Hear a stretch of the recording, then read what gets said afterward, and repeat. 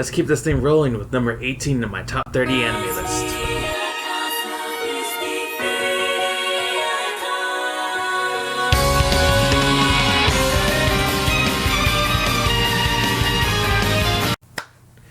Fate Zero, one of the most beloved animes from this decade. Some people, like the 5 people who watch this video or whatever, might be wondering why this is so low on my list. There are a few reasons for that, but mostly I want to talk about the positives of the show, such as the animation, the action, the music, the sounds, the voice acting. I just thought it was all superb. The characters are really interesting, and the writing's, for the most part, fine. The story takes twists and turns that you don't really expect, and the ending, I knew this was a prequel, but I didn't know how it was a prequel, and it sets up Fate's Stay Night very well.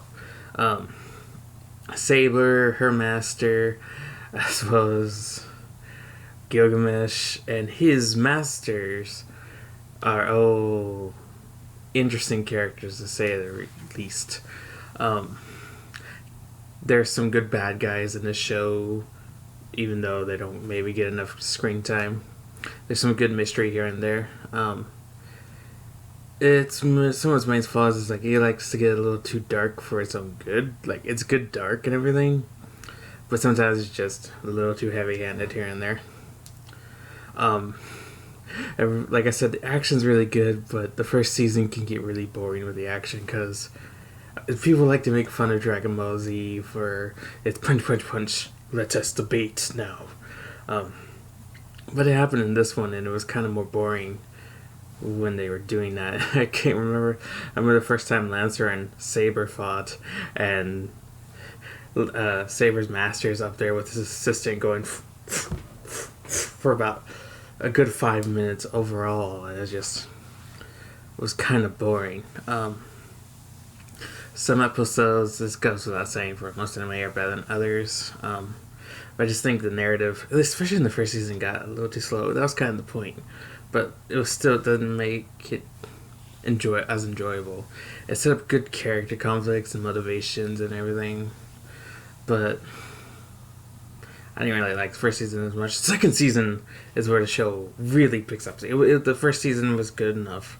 The second season's where it got really fantastic. It finally delivers on the action completely. It had delivered on the action before, but was holding off on it. Now you got all the action you wanted, and they just go all out. They don't really give fucks on what makes sense. Just Gilgamesh versus the freaking Berserker is just adds balls to the wall. Alexander the Great and his master is really interesting, and just all the other ones are just good character relationships. You learn the back stories, if you didn't already, to some of these heroes that get summoned, and some of them play decently to show, some of them are just really irrelevant. The master-servant relationships are actually really good throughout the show, minus one, and most people probably know what that one is.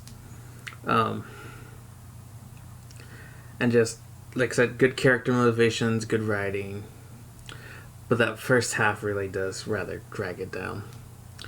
But the fighting, like I said, the animation that accompanies the fighting is just amazing. Some of the best animation I've ever seen. And the sound effects that go along with it are just perfect. The endings for some of these characters, some of them are good enough. Others are kind of a little.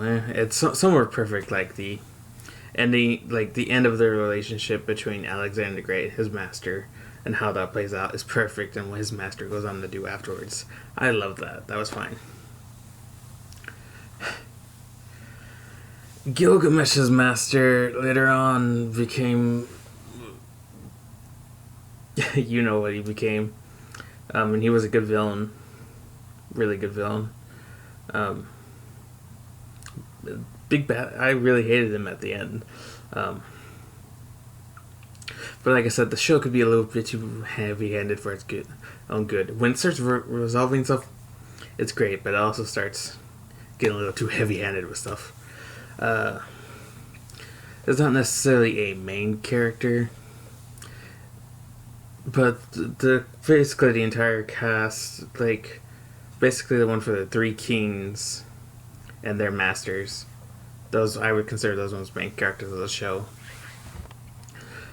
And they will get good enough amounts of screen time and they play off each other well enough. Other than that, I just have to say this anime has definitely earned its reputation, but for me, it dragged a little bit too much and didn't deliver enough sometimes for it to get higher up on my list. It's better than Yu Yu Hakusho, and I really love Yu Yu Hakusho, so take that as a compliment. But other than that, I don't really have anything to say, but maybe like this video, subscribe to my channel. Later.